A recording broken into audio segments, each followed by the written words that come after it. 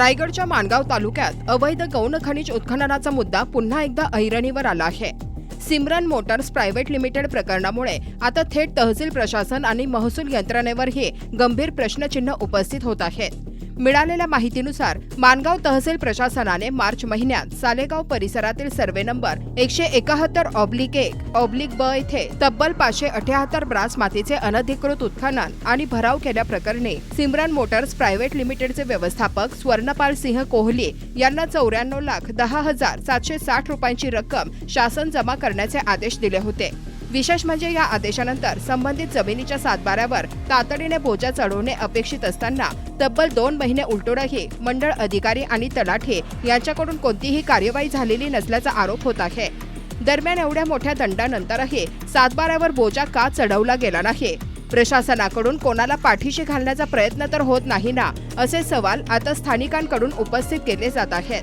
या संपूर्ण प्रकरणामुळे माणगाव तहसील प्रशासनाची भूमिका संशयाच्या भोवऱ्यात सापडली असून अवैध गौण खनिज उत्खननाविरोधातील कारवाई खरंच प्रभावी आहे का, यावरही प्रश्न निर्माण झाले आहेत।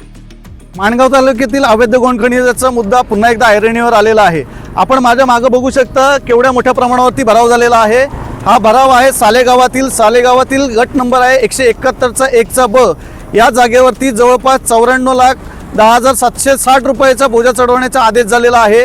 वास्तविक ज्या ठिकाणी ज्या वेळेला तहसीलदार बोजा चढवण्याचे आदेश देतात त्यावेळेला त्याच दिवशी किंवा त्याच्या दुसऱ्या दिवशी मंडळ अधिकारी किंवा तलाठी हे त्या सातबाऱ्यावरती बोजा चढवण्याचं काम करायला लागतं।